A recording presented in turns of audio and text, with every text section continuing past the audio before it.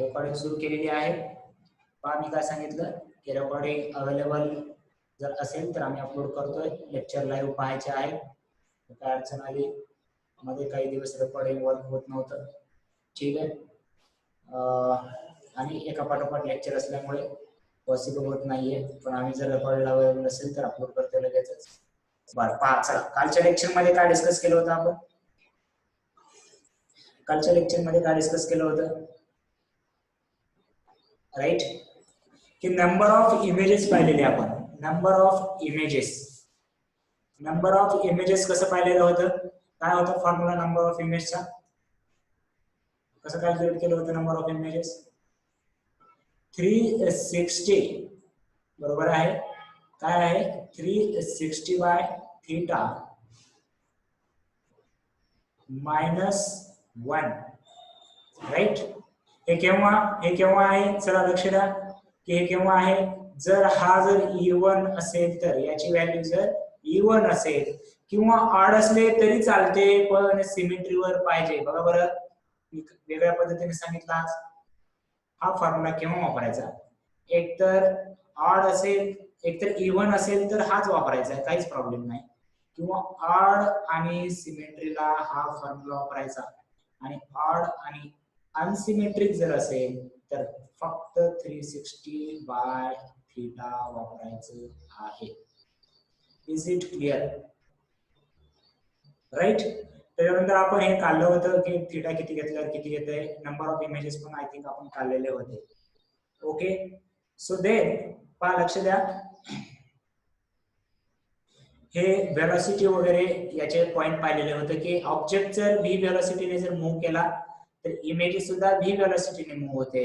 आणि जर मिरर जर v व्हेलॉसिटीने मूव्ह केलं तर इमेज कितीने मूव्ह होते सांगा मला लवकर. चला, जर मिरर आपण मूव्ह केलेला आहे विथ व्हेलॉसिटी v, मला कळू द्या जरा तुम्हाला समजले नाही समजले ते. Right, very good. 2v ने इमेज मूव्ह होते. Very good, right. Okay, so आता पहा नेक्स्ट पार्ट काय आहे. अजून इम्पॉर्टंट पार्ट चालू होत आहे.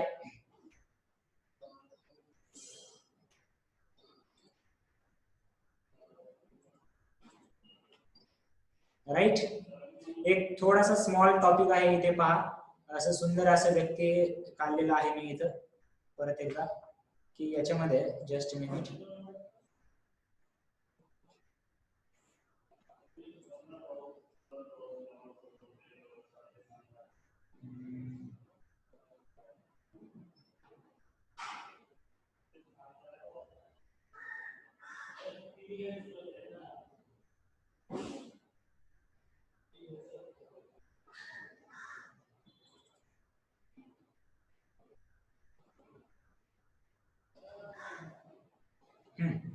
ओके, सो ही इमेज दिसत आहे तुम्हाला, ही डायग्राम दिसत आहे. तर याच्यामध्ये पहा,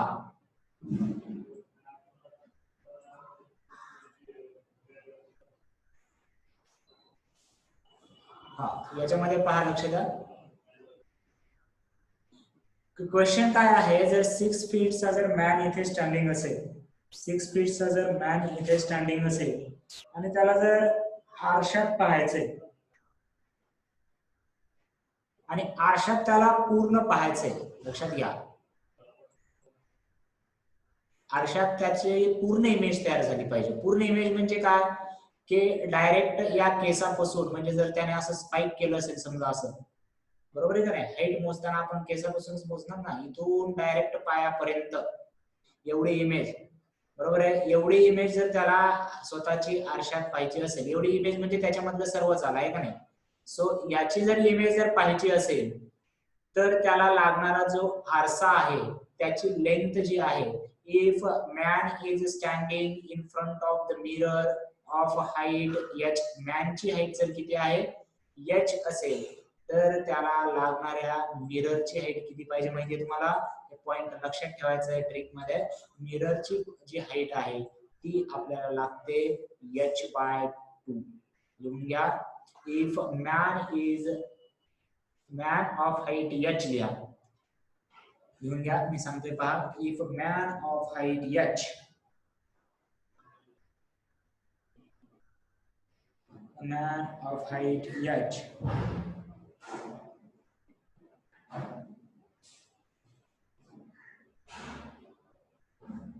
Man of height h.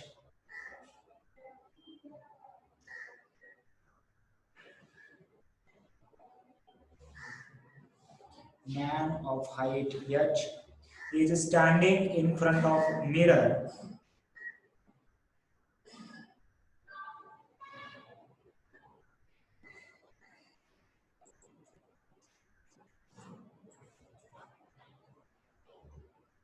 A man of height h is standing in front of mirror.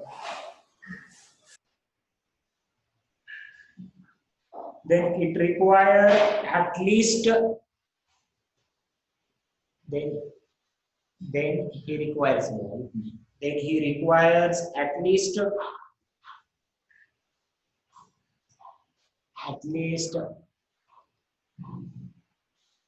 mirror of length, at least mirror of length h by 2, mirror of length h by 2 to see complete image, to see complete image.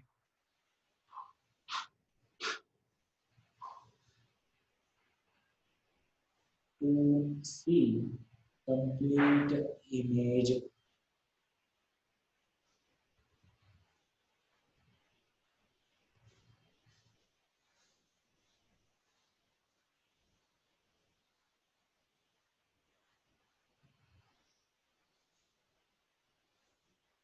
Right, म्हणजे इथं problem घेतलेला आहे की जर man जर 6 फीटचा जर असेल तर त्याच्या मिररची साईज किती असली पाहिजे 3 फीट, जर त्याला पूर्णपणे जर आरशात पाहायचं असेल तर. Right, is it clear?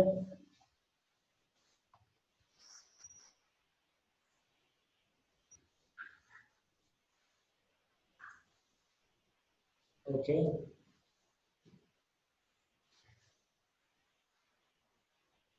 त्याच्यानंतर हेडिंग टाका curved mirror. Very important topic, curved mirror.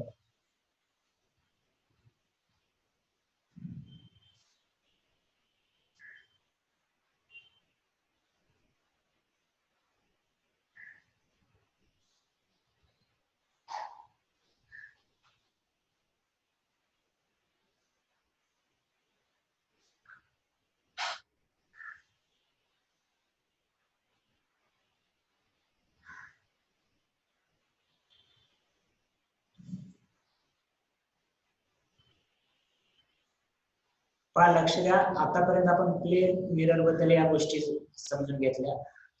Curved mirror मध्ये दोन टाईपचे मिरर असतात. इंट्रोडक्शन आय थिंक मला झालं असेल वाटते 9th किंवा 10th मध्ये. की हे जे पहिले इमेज दिलेली आहे, ही डायग्राम जी आहे पहा, की अशा टाईपचं कर्वेचर आहे, बरोबर आहे. आणि या साईडला कोटिंग असते. कोटिंग कशासाठी? की आलेले रेज रिफ्लेक्ट व्हावे. मग अशा टाईपच्या मिररला कॉन्केव मिरर म्हणतात. लक्षात घ्या, दोन टाईप आहेत मिररचे. एक आहे कॉन्केव आणि दुसरा आहे कॉन्व्हेक्स. राईट, सो कॉन्व्हेक्स जे मिरर आहे ते कॉन्व्हेक्स मिरर पहा कशी असते, की याच्या एक्झॅक्ट उलट. हे पहा असं दिले ना, कॉन्व्हेक्स कसं असणार, अशा टाईपला इकडला पार्ट असा असणार आणि त्याची आतील बाजू मिररची कोटिंग केलेली असेल. राईट, पहा की कॉन्केव म्हणजे बाहेरची साइड कोटिंग केलेली आहे असं लक्षात ठेवू शकता. आणि कॉन्व्हेक्स म्हणजे आतील साइड कोटिंग केलेली आहे असं लक्षात ठेवायचंय. कन्फ्युजन याच्यामध्ये बिलकुल झालं नाही पाहिजे. राईट, कोणतंच कन्फ्युजन होता कामा नये. त्याच्याबद्दलच्या सर्व गोष्टी आपण पाहणार आहोत. पण इथे आता पहिल्यांदा एकदम बेसिक गोष्टी आधी आपल्याला माहिती करून घ्यायच्या. मिरर विषयी तर डिटेल पाहूया. पण मिरर मध्ये काय असतं पहा, की आता एक हा जो सिंपल मिरर घेतला, तर या मिररचा जो सेंटर असतो त्याला मी पोल म्हणणार आहे. लक्षात घ्या, त्याला मी पोल म्हणणार आहे. सेंटरच्या सेंटरला म्हणतात, मिररच्या सेंटरला मी काय म्हणणार आहे, पोल. किंवा सेंटर म्हणण्यापेक्षा तुम्ही काय म्हणा, मिड पॉइंट. थेरॉटिकल टर्म आहेत म्हणून मी इथे लगेचच हे करतोय. मी याचं एक्सप्लेनेशन बोर्डावरती देणार आहे. राईट, फक्त या थेरॉटिकल टर्म आहेत. लाईक आता पहा, हा जर तुम्ही जर एक स्फिअरचा पार्ट जर समजला, बरोबर आहे. कर्व्ड मिरर म्हणजे काय, की हे पूर्ण स्फिअर असतं असं, बरोबर आहे. त्याचा काही पार्ट आहे, हा भाग म्हणजे इथून इतका पार्ट आहे, बरोबर आहे. मग या स्फिअरच्या सेंटरला सेंटर ऑफ कर्वेचर म्हणायचंय. सेंटर ऑफ कर्वेचर म्हणजे काय झालं, याला जर आपण हा स्फिअर कंप्लीट केला तर याचा जो सेंटर असतो त्याला म्हणायचंय आपण centre of curvature. Centre of curvature, right.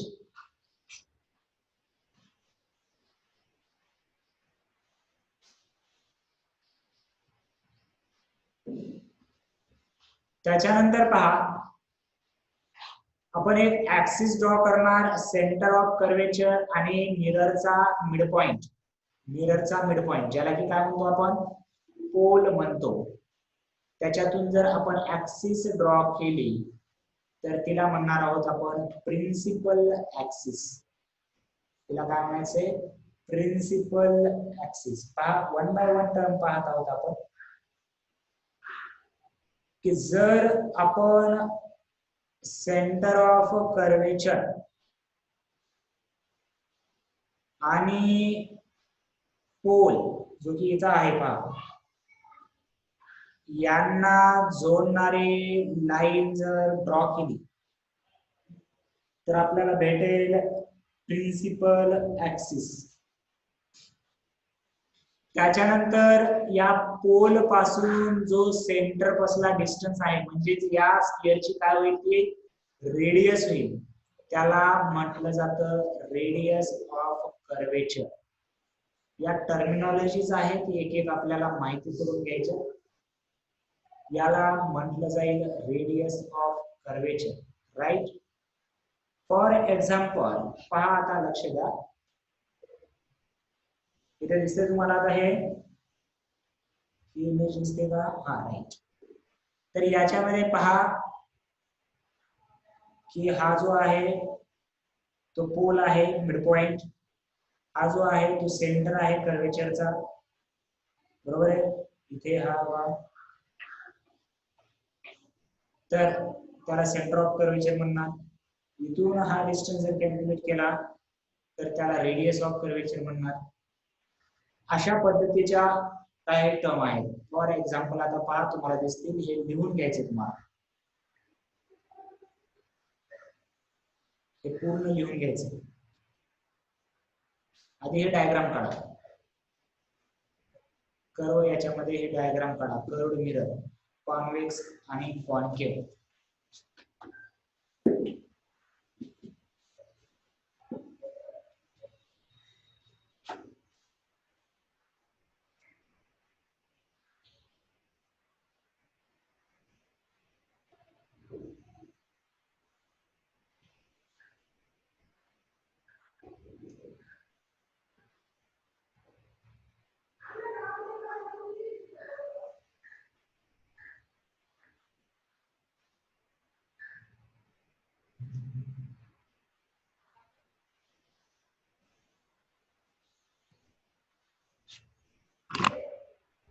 आवाज कमी येतोय, आवाज आवाज का कमी येतोय बरं.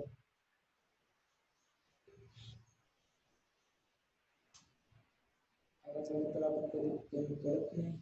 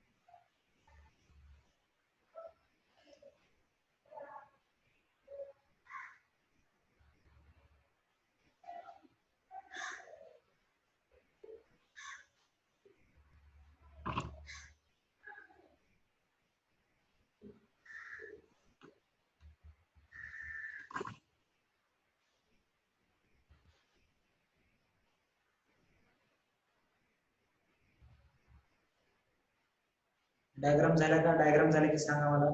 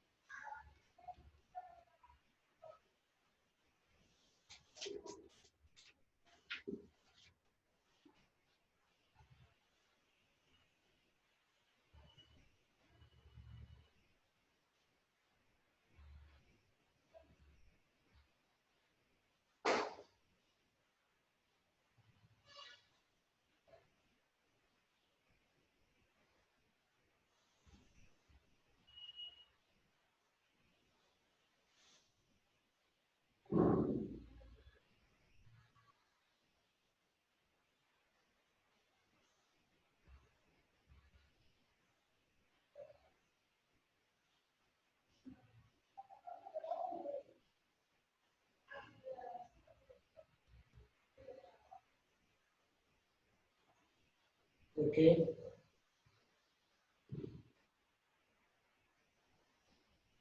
डायग्राम झाले असतील तर पहा, हे लिहून घ्या. सर्व लिहून घ्या, मी सांगतो सर, हे सर्व लिहून घ्या.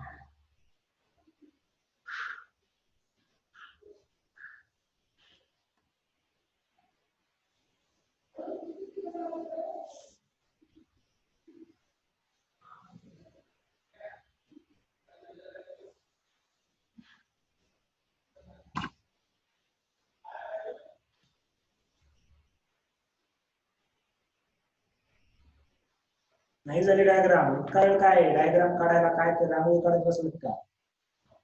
पटकन काढा.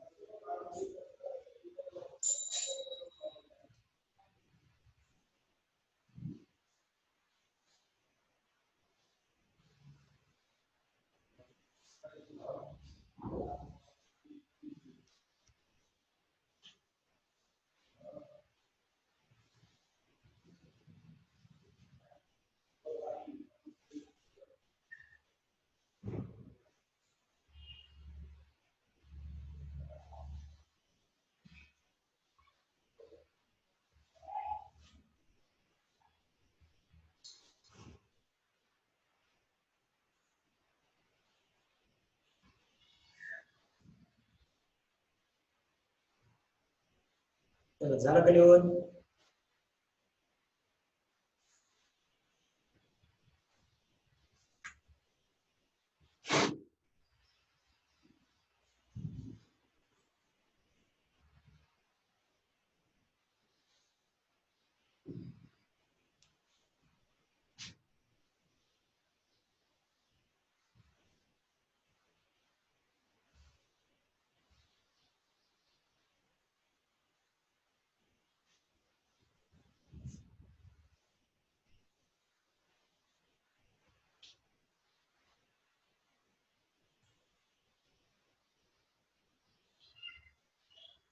लिहा लिहा.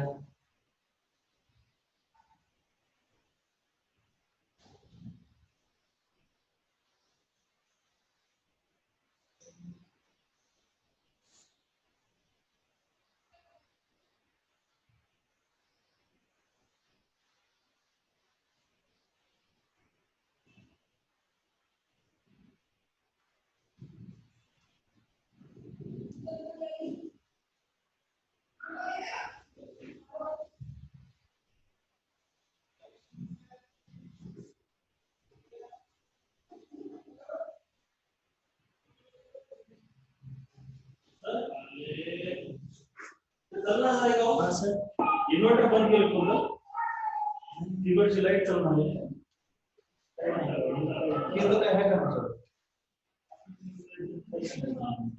तुम्हाला काय माहिती नाही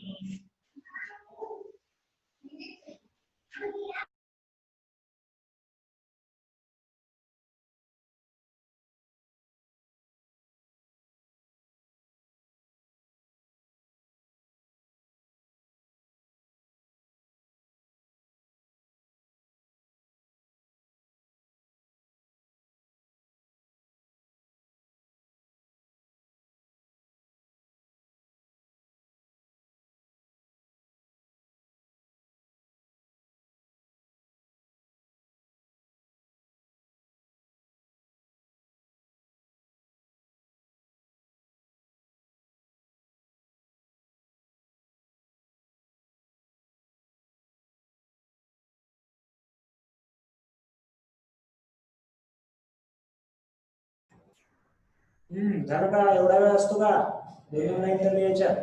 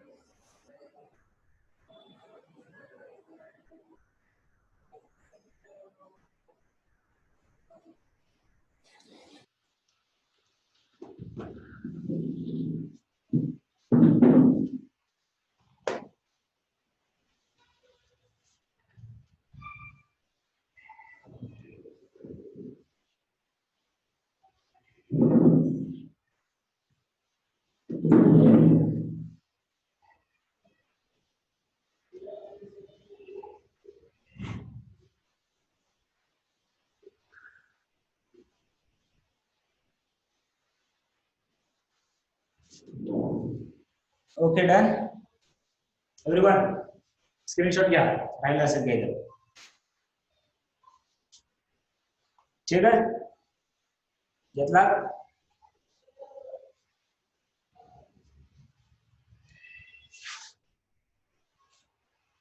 ओके, पहा या बोर्डावर बस झालं ते. ठीक है. So for curved surface, if outer part is mirrored, then it is called as concave mirror, and if for curved surface this inner part is coated, फक्त inner part केला, फक्त त्याला उलटा ठेवला, याला convex mirror म्हणतात. राईट. त्याच्यामध्ये काय होतं की याचा जो मिड पॉइंट असतो याला पोल म्हटलं जातं, आणि हा जो स्पियर असणार आहे कंप्लीट केल्यानंतर त्याच्या सेंटरला सेंटर ऑफ कर्वेचर म्हटलं जातं. त्याच पद्धतीने इथे याचा मिड पॉइंट हा पोल आहे आणि याचा सेंटर ऑफ कर्वेचर इकडे असणार, कारण हा सर्कल आहे इकडे पुढे असा सर्कल होणार. So this is the centre of curvature. The distance between this center of curvature and pole is called as the radius of curvature, and this is also radius of curvature. If we extend this line, that is a line passing through pole and a center of curvature, this is known as the principal axis.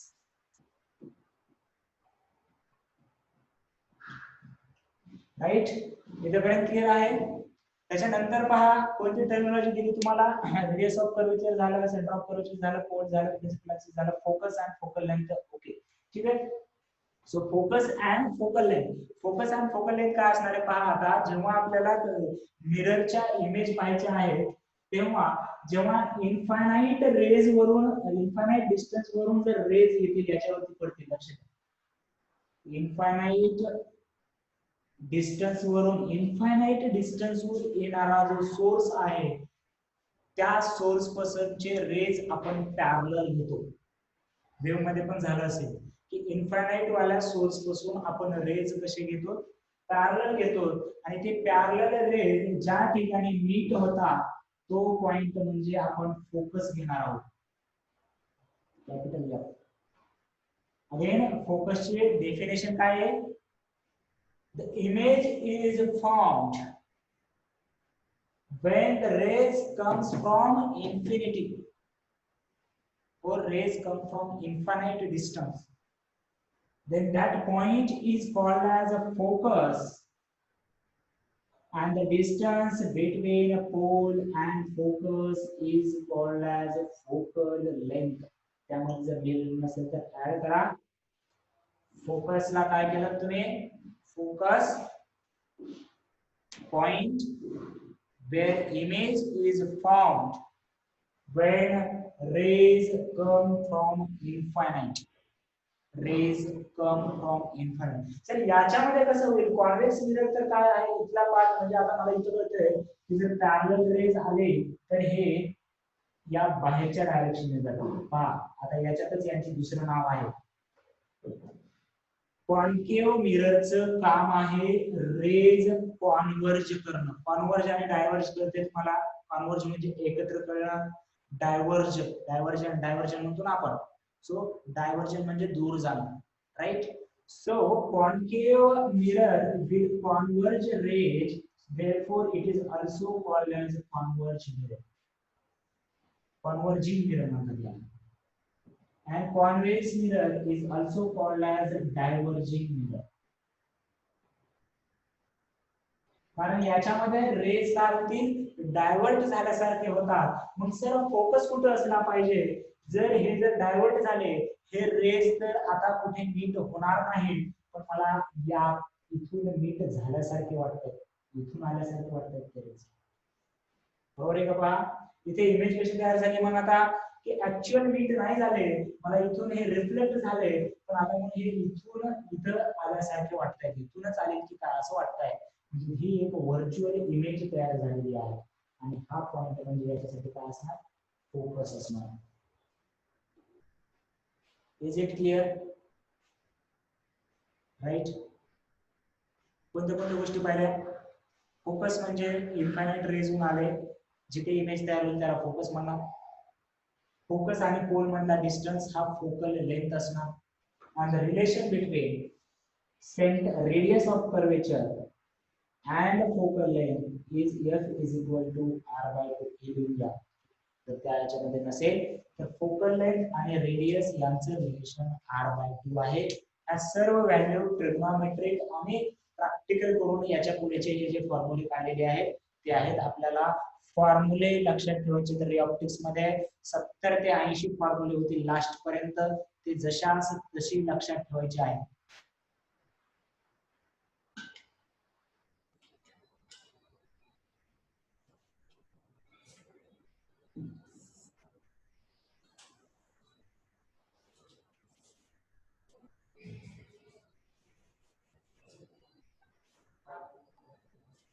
Right. Okay done. कॉन्केव्हला converging म्हणायचे, कॉन्व्हेक्सला diverging म्हणायचे. Is it clear? त्याच्यामध्ये तुमच्याला लिहिताना एक होतं radius of aperture. बरोबर आहे का? बरोबर. Aperture, radius of aperture. जेव्हा तुम्ही आता नवीन मोबाईल किंवा कॅमेरा जर घेत असाल तर तिथे दिलं असतं की अपर्चर 2.7, अपर्चर 2, राईट. जर कोणाला त्याच्यामध्ये इंटरेस्ट असेल, डिटेल जर वाचत असाल, ठीक आहे, नसेल तरी काय प्रॉब्लेम नाही. अपर्चर म्हणजे काय असतं पहा, लक्षात घ्या की त्या पार्ट जो आहे तो पार्ट, आता इथून आपण कट केला, याची रेडियस तर एवढीच असणार, पण हा पार्ट मी एवढा कमी केला समजा किंवा एवढा जास्त घेतला. So it is the actually effective area on which rays are bombarded किंवा एमिटेड झाले त्याच्यामध्ये. पहा परत एकदा की अपर्चर कशासाठी वापरले आपण. एखादा हा पार्ट आहे, म्हणजे मी सुरुवातीला एक छोटासा पार्ट घेतला एकदम, की असं मिरर घेतलं, याच्यामध्ये हे रेडियस ऑफ कर्वेचर एवढंच आहे, आणि इथे जर मी इन्सिडेंट रेज केले या डायरेक्शन, पण जेव्हा मी याच्या साईडला हा मोठा असा पार्ट घेईन, रेडियस ऑफ कर्वेचर तेवढाच आहे, but area increase, right. Area is increase. Area increase झाल्यामुळे इथे rays, number of rays increase होतात, आणि नंबर ऑफ रेज इन्क्रीज झाल्यामुळे तिथे intensity of image will be increase. हा पॉइंट लिहिलाय का बघा बरं तुमच्या नोट्स मध्ये आताच फ्लॅशला. Aperture is effective diameter of light reflecting area, light reflecting area. आणि जर इंटेन्सिटी जर आपल्याला जर असेल, इंटेन्सिटी कशाची, इमेजची इंटेन्सिटी जर असेल तर ती आपल्याला जेवढा जास्त एरिया असेल, जेवढा जास्त काय असेल, एरिया असेल, तेवढी जास्त इंटेन्सिटी असणार. आणि area is directly proportional to aperture square. लक्षात घ्या, अपर्चर म्हणजे एक डायमीटर असते, रेडियस, रेडियसच्या स्क्वेअरला एरिया प्रोपोर्शनल असतो, म्हणून intensity is directly proportional to aperture square. लिहून घेऊ शकता रिलेशन घ्यायचं असेल तर. एकदम छोटे छोटे पॉइंट आहेत असे, राईट. बराचसा भाग एक्स्ट्रा पण आहे याच्यामध्ये. चलो now we will see sign convention for this. कशाची साइन कन्व्हेन्शन पाहिजे आपल्याला, की जेव्हा आपण इमेज ऑब्जेक्ट कॅल्क्युलेट करणार आहोत, फोकल लेंथ कॅल्क्युलेट करणार आहोत, तेव्हा साइन कन्व्हेन्शन घ्यायचे असतात, positive negative, right. Sign convention घेताना एक सिंपल गोष्ट ठेवायची की पोलला ओरिजिन कन्सिडर करायचं. परत पहा मी काय म्हटलं पहा, पोलला ओरिजिन कन्सिडर करायचं. हेडिंग टाका साइन कन्व्हेन्शन, हेडिंग टाका sign convention.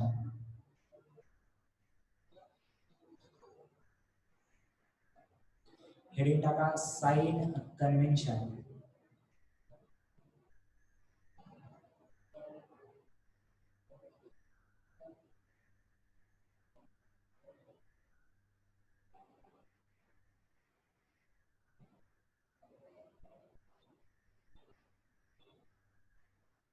Sign convention.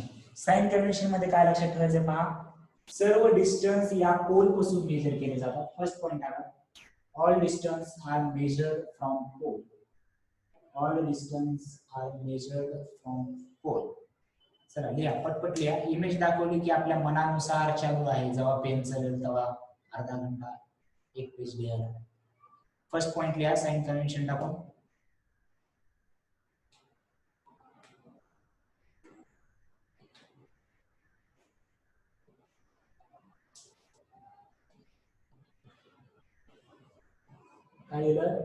All distance are measured from pole. All distance are measured from pole.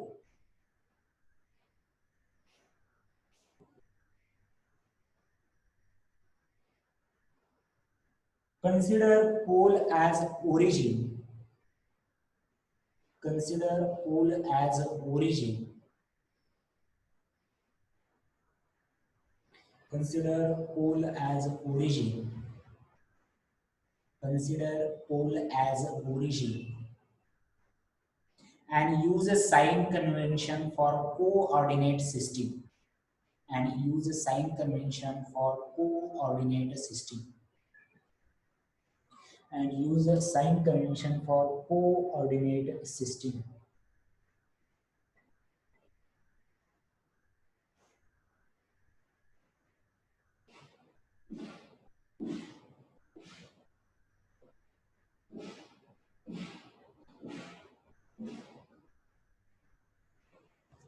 त्याच्यानंतर पहा, याचा अर्थ काय हो, की ही ओरिजिन आहे आपल्याला.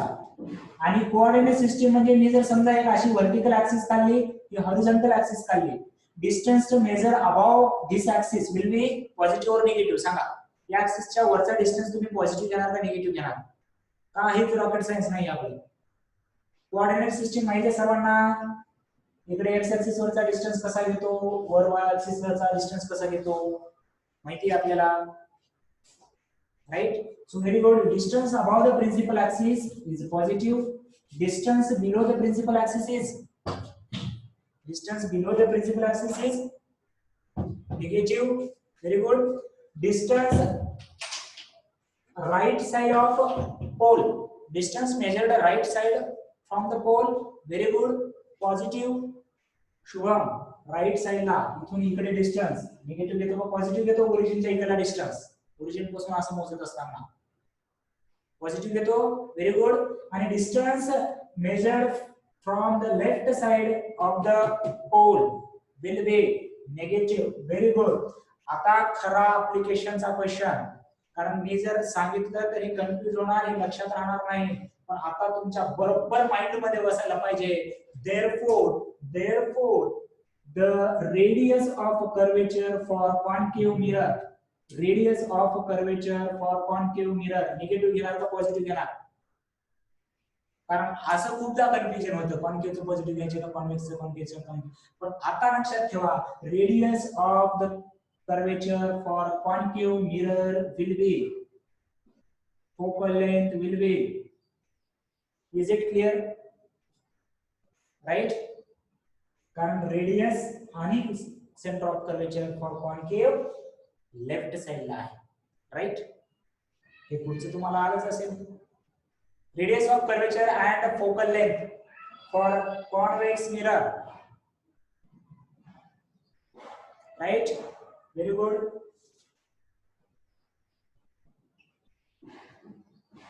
लिहून घ्या पॉइंट मध्ये, लिहून घ्या पॉइंट मध्ये.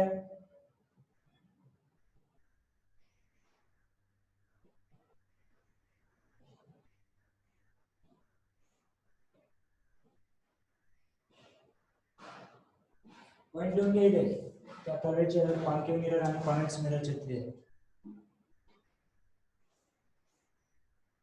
फोकल लेंथ वर आपल्याला जास्त फोकस असणार आहे. फोकल लेंथ वरती प्रॉब्लेम सर्व फोकल लेंथ वरती आहेत.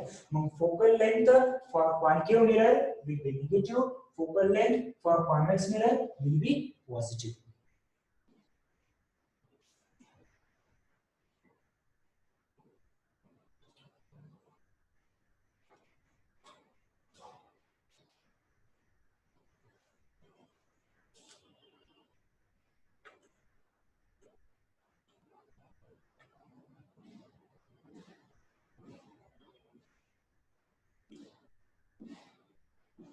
त्याच्यानंतर लिहा rules for drawing ray diagram. Rules for drawing ray diagram. तुम्हाला रे डायग्राम कुठेही काढा असा प्रश्न नसणार आहे. फक्त तुम्हाला एक अंदाज घ्यायचा आहे की प्रॉब्लेम सोडवताना तुम्ही काय उपयोगात करायचंय. त्याच्यासाठी 1, 2 ते 3 रूल देणार आहे. Rules for drawing ray diagram.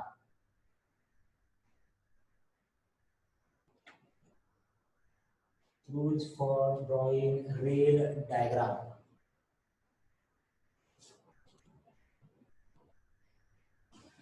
First, yeah,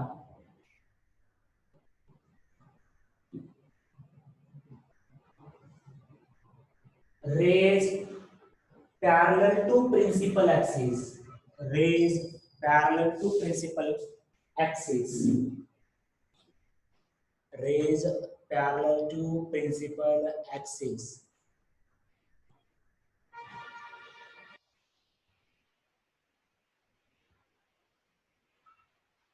Passes through focus after reflection.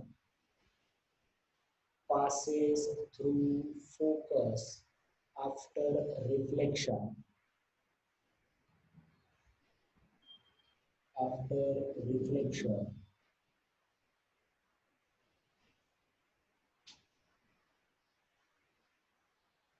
And vice versa. And vice versa. Vice versa म्हणजे काय, जर फोकस मधून जर पास झाले तर ते पॅरलल जातील आणि पॅरलल मध्ये जर आले तर ते फोकस मधून जातील.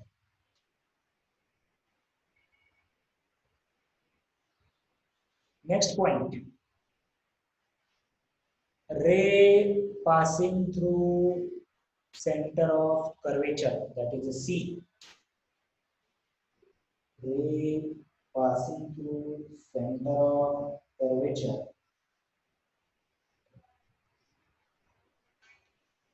Retraces its path. Retraces its path.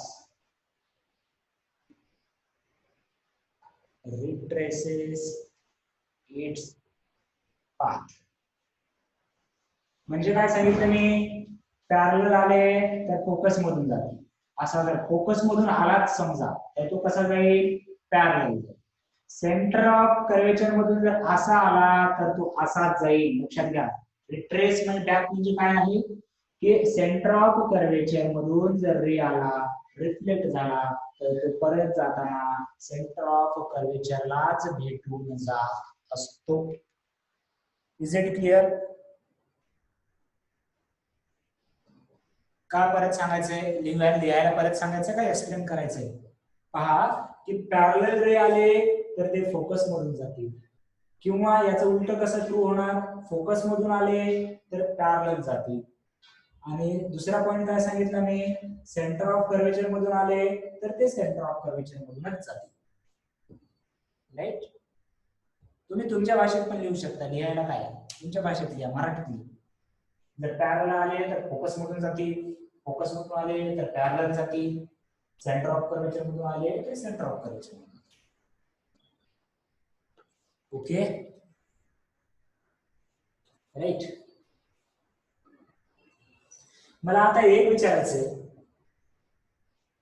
की कॉन्व्हर्जिंग मिरर जो की कॉन्केव आहे तो रेज एकत्र करणार आहे आणि जिथे रेज ऍक्च्युअली मीट होता तिथे रिअल इमेज तयार होईल का व्हर्च्युअल इमेज तयार होईल. जिथे रिअल इमेज तयार होईल व्हर्च्युअल इमेज रिअल इमेज तयार होईल राईट. ओके इथे कधी तुम्हाला रेज मीट होतील असं वाटतंय का. इथून जर रेज आले आणि असे आले तर हे ऑलवेज काय होणार. कॉन्व्हेक्स मिरर साठी convex mirror is a diverging mirror. याच्यात कशाही पद्धतीचे रेज टाका असे ते after reflecting they will go away from each other. आणि मग ते अवे जात आहे म्हणजे रिअल मध्ये ऍक्च्युअली मीट नाही तर कुठून तरी एकत्रित आल्यासारखे वाटतंय. ते आधीच कुठेतरी मीट झाले आणि तिथून बाहेर आले की काय असं वाटते. One point you should remember that the image formed by convex mirror will be always complete kara sentence. Very good right. So image formed by a convex mirror will be always virtual right. note लिहून घ्या तिथे image formed by convex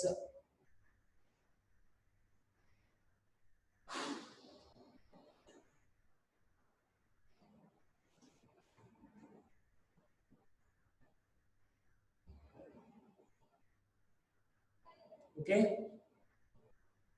image formed by convex mirror is always virtual is always virtual is always virtual. बर असं काही कॉन्केवच्या बाबतीत सांगता येईल का. असं काही कॉन्केवच्या बाबतीत सांगता येईल का. असं काही कॉन्वेक्सच्या बाबतीत सांगता येईल का. कॉन्केवच्या बाबतीत इथं रिअल पण तयार होऊ शकतात किंवा व्हर्च्युअल पण तयार होऊ शकतात. लक्षात घ्या व्हर्च्युअल कशा तयार होतील. व्हर्च्युअल कशा तयार होतील पहा लक्षात घ्या. कॉन्केव मध्ये व्हर्च्युअल कशा तयार होतील ते पण सांगतो मी. कॉन्केवची व्हर्च्युअल केस कधी.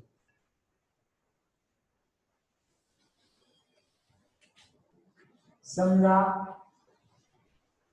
इथे ऑब्जेक्ट ठेवला किंवा एक रे असा आलेला आहे पहा दोन रे असे आहेत.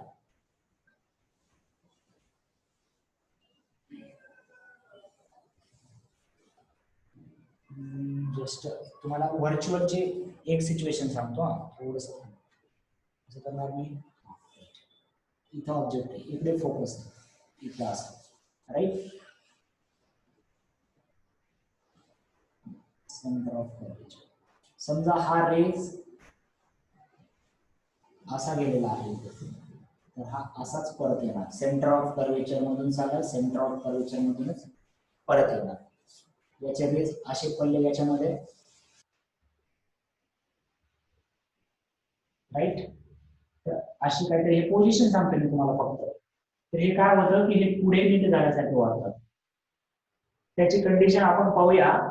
हे जेव्हा एकदम ऑब्जेक्ट जवळ नेला आपण एकदम त्याच्या जवळ नेला तर ते एकदम जवळ म्हणतोय. लांबून आले की ते लगेच कॉन्व्हर्ज होत आहे पण एकदम जवळ ठेवला तर इथला रे असाच वापस जाईल पटकन असा आणि इथला रे असा वापस जाईल. म्हणजे त्या केसमध्ये एक पॉइंट नोट करायचं तुम्हाला की कॉन्व्हेक्स मध्ये फक्त व्हर्च्युअल होतं पण कॉन्केव मध्ये दोन्ही पॉसिबिलिटीज आहेत व्हर्च्युअल अँड रिअल. कॉन्केव मध्ये दोन्ही पॉसिबिलिटी आहेत व्हर्च्युअल अँड रिअल. लक्षात आलं का. लक्षात आलं का सर्वांना. याचं फिक्स माहिती आपल्याला पण याचं माहिती नाही. लक्षात आलं. बर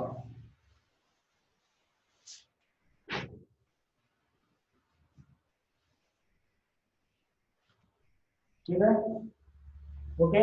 तर आता पहा लक्षात घ्या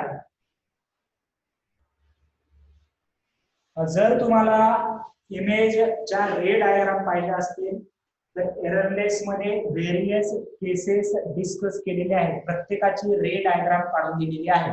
ऑब्जेक्ट इथे ठेवला तर रेज कसे जातील, सेंटर ऑफ कर्वेचरला ठेवलं तर कसं जातील, फोकलला ठेवला तर कसं जातील. आपल्याला रे डायग्रामचं इम्पॉर्टन्स तेवढं नाहीये प्रॉब्लेम सोडवताना.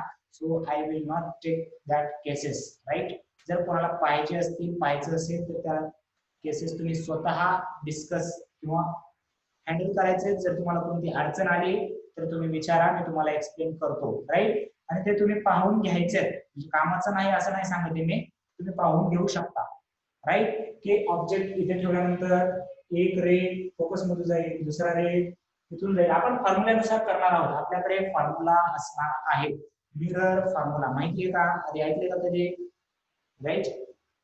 घेऊ का लगेच मिरर फॉर्म्युला आज किंवा उद्या घ्यायचंय? ठीक आहे, उद्या घेऊया. फक्त त्या केसेस तुम्ही एकदा पाहून घेऊ शकता आज. बाकीचं आपण उद्या कंटिन्यू करूया. ठीक आहे, बाकीचं आपण उद्या कंटिन्यू करूया. ओके, ठीक आहे. So bye everyone, we will meet tomorrow, right?